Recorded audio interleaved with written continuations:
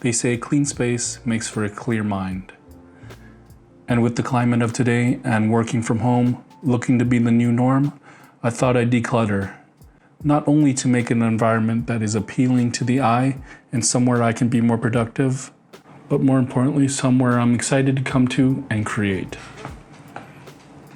So it has been a full year for me working from home. And now more than ever, it looks like this will be the new norm going forward.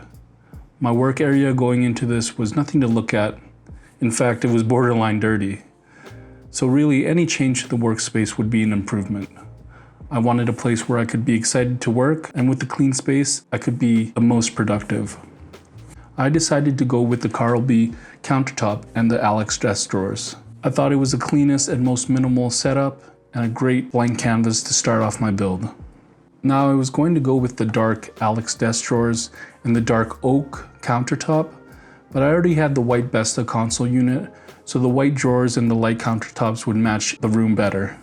Now I went with the 98-inch countertop. As you can see, there's a lot of space on it, but when I put all the pieces together, it will fill out the desk nice. I decided to put it in front of my windows because I'm staying in all day as it is, and when I want to get some sun, I can just open the blinds and brighten up the room.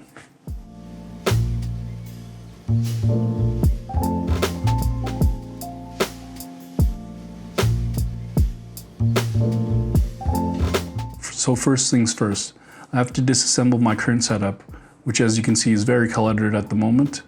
So when I transitioned my setup from work, it came with a work laptop and a second monitor. I tend to use 2 work monitors at work and also on my personal computer because I feel I can be more productive with the 2 monitor setup. And throughout my career, I've always had a 2 monitor setup. So trying to fit the monitors and my laptop on the old desk was quite a challenge, and I felt I needed more space. With the 98-inch countertop workspace, there's more than enough room on this desk setup. Setting up was quite easy. I didn't have to bolt the countertops down to the drawers because the weight of the countertop itself was enough to keep it in place. The countertop feels sturdy. Even though it is made of particle board, it feels really solid.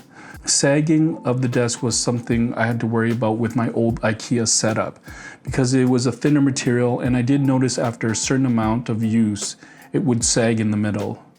With this countertop, only time will tell, but for right now, it feels really solid with my monitor mounts and everything on the desk.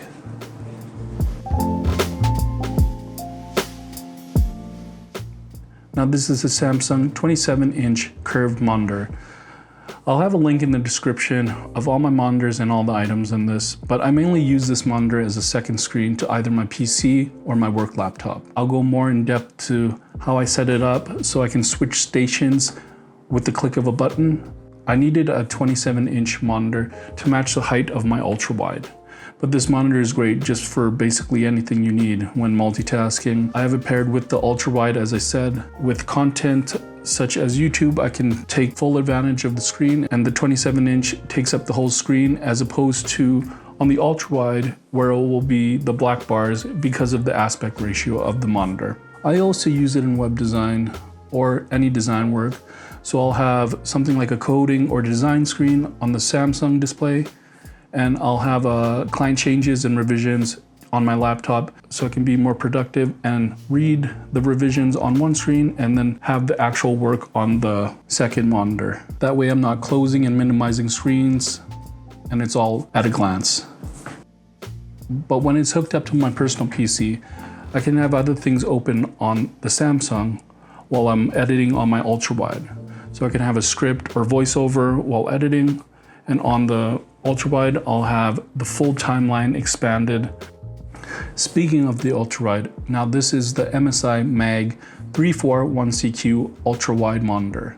Initially, I had this one solo monitor for my personal setup, just for the minimalistic look, but I found I needed an extra screen for when I'm doing things such as editing, where my timeline takes up the whole screen of the ultrawide.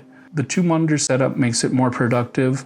I had mentioned that I prefer the 27-inch for the YouTube content, but for 21:9 content such as feature films, where it's shot in a film aspect ratio, it's great because it takes away the horizontal black lines, and the widescreen format takes up the whole ultra-wide screen.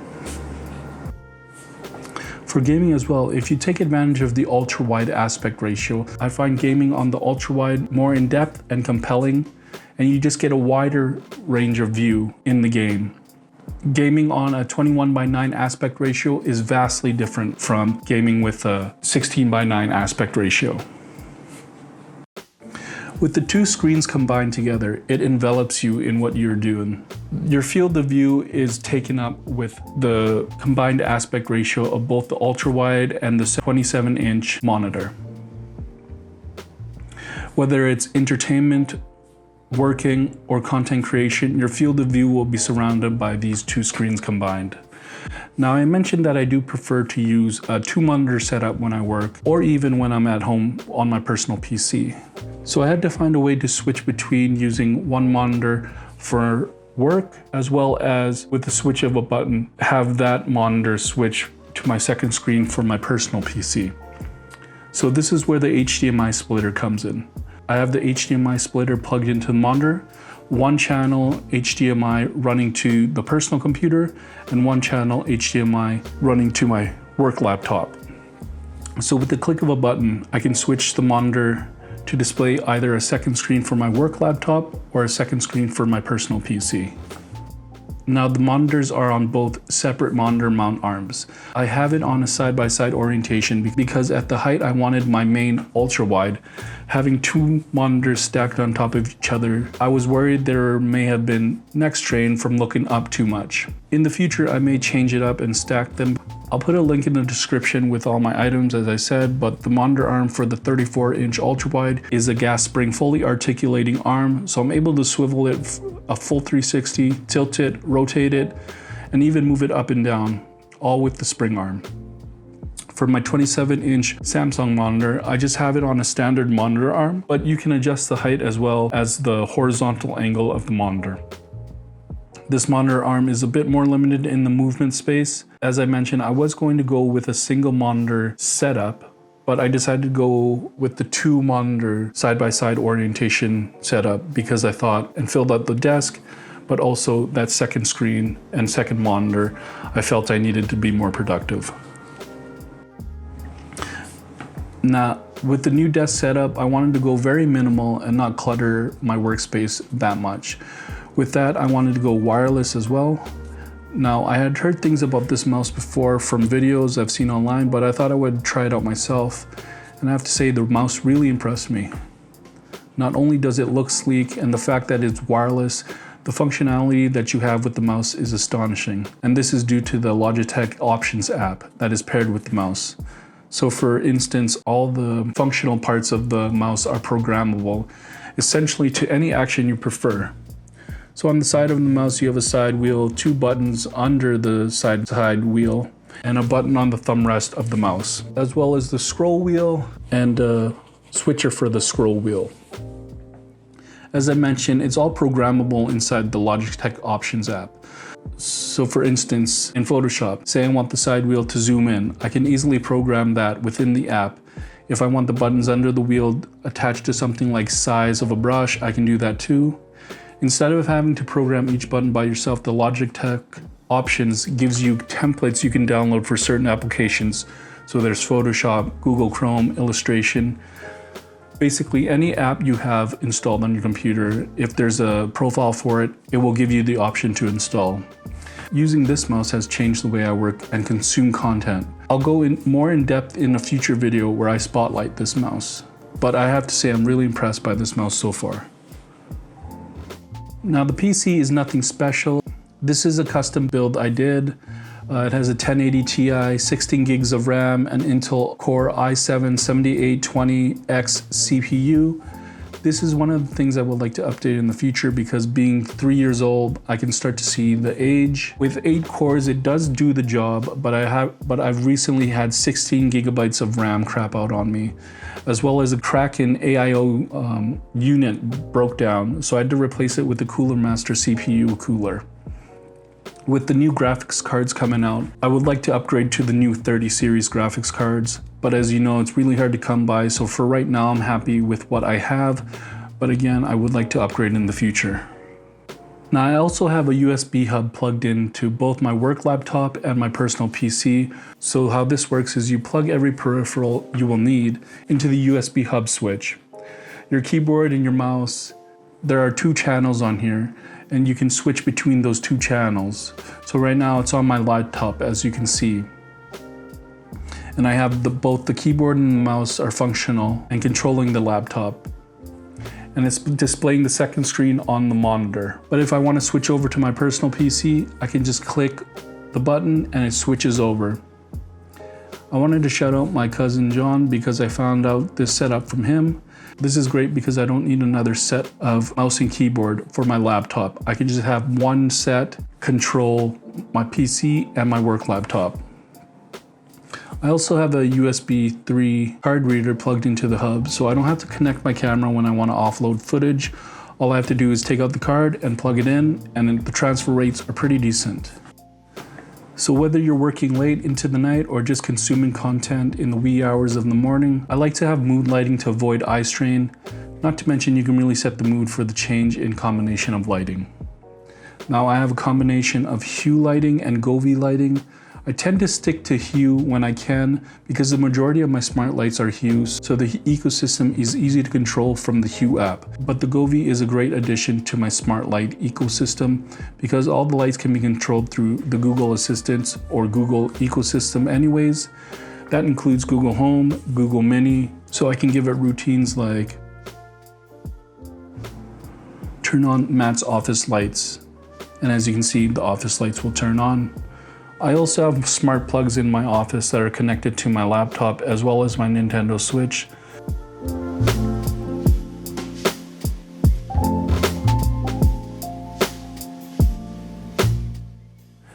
Now, my work laptop is a Dell series laptop my work gave me. They gave me this laptop because they are switching to an online environment going forward, even after the pandemic slows down. So the cool thing about this one is that it comes with an all-in-one dock. So you plug in all your peripherals such as keyboards, mouses, internet, and even monitors into the dock. And then it connects to the laptop through one USB-C cable. This cleans up all the wires and makes just for a cleaner look on the desk. The cool thing about this one, again, is the simple one-wire setup to connect to all my peripherals through the dock. Even the internet is connected through the dock. So when I'm plugged in and I'm connected directly through Ethernet, but when I unplug and want to go work downstairs, it automatically connects the Wi-Fi that is specified within the dock. So I don't have to find the network and connect and enter credentials and everything like that. Everything is automatic. Now these are the Edifier R1280 speakers. I mainly got it for the look, and also I needed to update my Bose speakers that were around 10 years old.